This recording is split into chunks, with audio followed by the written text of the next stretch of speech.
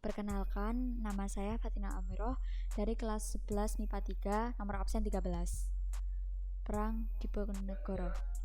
Pangeran Diponegoro adalah anak dari Sultan Hamengkubuwono III dan Raden Ajeng Mangkarawati yang memiliki nama asli Raden Mas Ontowiryo. Saat memasuki abad ke-19, banyak budaya barat yang memasuki Indonesia dan tidak sesuai dengan budaya yang ada. Karena itu, Pangeran Diponegoro berusaha menentang dominasi Belanda yang kejam hingga tahun 1823. Joher Anthony Hendrik Smissaer, yang dikenal sangat anti terhadap Pangeran Diponegoro, diangkat sebagai residen di Yogyakarta. Tahun 1825, Joher merencanakan pembangunan sebuah jalan dan mulai menyuruh para pekerjanya memasang pancak atau patok yang secara sengaja dilewatkan pada tanah milik Pangeran Diponegoro. Pangeran Diponegoro memerintahkan rakyatnya untuk mencopot patok-patok tersebut, namun Smissaer memasang kembali patok dan dijaga oleh pasukan Macanan. Namun patok-patok tersebut tetap dicabut oleh pengikut Diponegoro dan diganti dengan tombak. Insiden inilah awal mula meletusnya Perang Diponegoro. 20 Juli 1825, rakyat Tegalrejo berkumpul di dalam Tegalrejo dengan membawa senjata dan menyatakan dukungan kepada Pangeran Diponegoro. Belanda datang ke kediaman Diponegoro yang berada di Tegalrejo dan terjadi pertempuran sengit, dan dengan berbagai pertimbangan Diponegoro dan para pengikutnya mundur ke daerah Bukit Selarong. Diponegoro bukan seorang pemimpin individualis. Sebelum memulai persiapan perang, ia mengirim anggota keluarganya, anak-anak dan orang lanjut usia ke desa yang ada di Kulon Progo. Langkah pertama, mulai perlawanan dengan mendirikan benteng pertahanan di Gua Selarong. Dalam perang ini, Diponegoro mendapat dukungan dari masyarakat, pujangga kerajaan dan bupati. Di Selarong, Diponegoro menyusun strategi seperti berikut. 1. Merencanakan penyerangan ke Keraton Jogja dengan mengisolasi pasukan Belanda dan mencegah datangnya bantuan dari luar. 2. Mengirim kurir kepada para bupati atau ulama untuk menyiapkan perang melawan Belanda.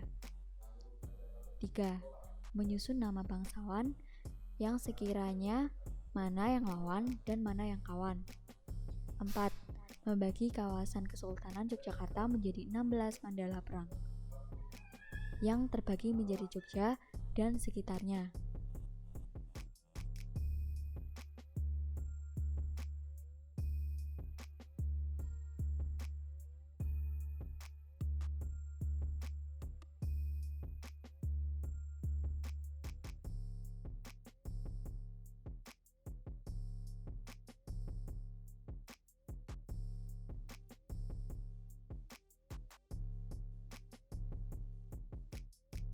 Tiga minggu setelah penyerang Tegalrejo, pasukan Diponegoro menyerang Keraton Jogja. Hal ini membuahkan hasil sehingga pasukan Diponegoro berhasil menduduki Keraton Jogja.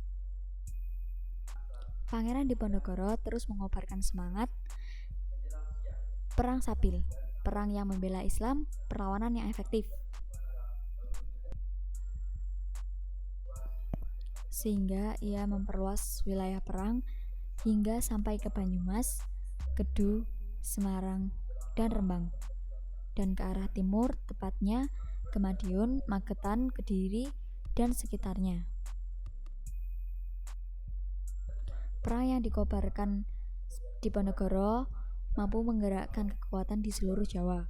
Hal inilah yang menyebabkan Perang Diponegoro sering disebut sebagai Perang Jawa. Belanda mengirim beberapa komandan tempur untuk melawan Diponegoro. Hingga pada 4 Oktober 1825, Belanda menyerang pos pertahanan.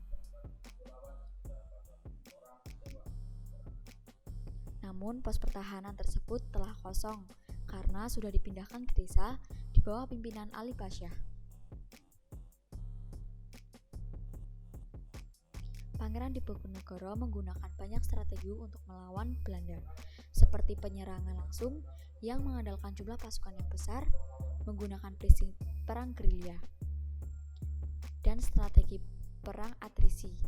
Dalam melakukan perlawanannya, Diponegoro dan pasukannya senantiasa bergerak dari pos pertahanan satu ke pos pertahanan yang lainnya. Untuk melawan serangan dari Diponegoro, Belanda akhirnya menggunakan strategi sistem benteng Stelsel yang dikemukakan oleh Jenderal de Kock. Secara garis besar, strategi perang ini adalah pada setiap kawasan yang sudah berhasil dikuasai Belanda, dibangun benteng pertahanan atau kubu pertahanan.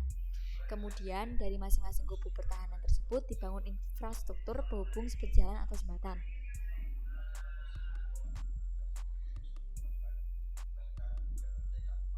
Penggunaan strategi benteng Stelsel pada satu sisi berhasil mempercepat peperangan yang banyak mematikan biaya dengan menjepit kedudukan musuh, sekaligus dapat mengendalikan wilayah yang dikuasai. Dalam strategi ini, perlawanan Diponegoro sedikit demi sedikit dapat diatasi.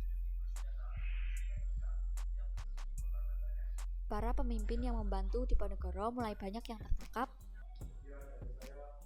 Namun, pasukan yang dibawa pimpinan Pak Prawirodirjo berhasil menyerang benteng Belanda di Nanggulan. Penyerangan ini menyebabkan tewasnya Kapten Ingen.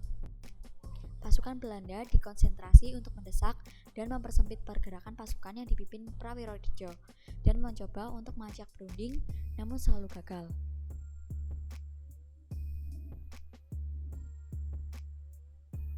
Hingga akhirnya Belanda meminta bantuan kepada Aryo Prawiro-Diningrat untuk membujuk Prawirodirjo dan berhasil. Akhirnya 17 Oktober 1829 ditandatangani Perjanjian Imogiri. Perjanjian Imogiri. 1.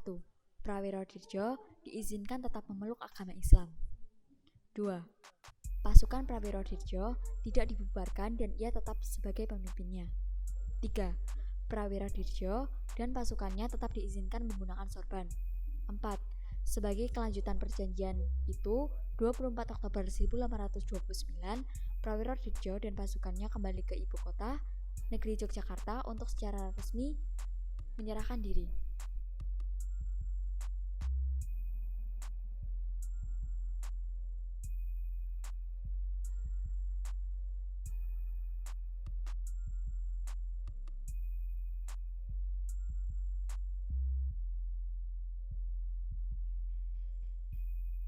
Akhirnya, pada tanggal 28 Oktober 1830, Jenderal de Kock berhasil menjepit pasukan Diponegoro.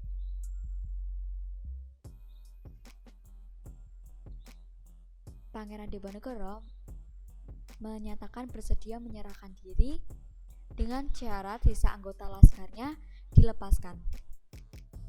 Oleh karena itu, Pangeran Diponegoro ditangkap dan diasingkan ke Manado. Kemudian dipindahkan ke Makassar hingga wafatnya di Benteng Rotterdam tanggal 8 Januari 1855.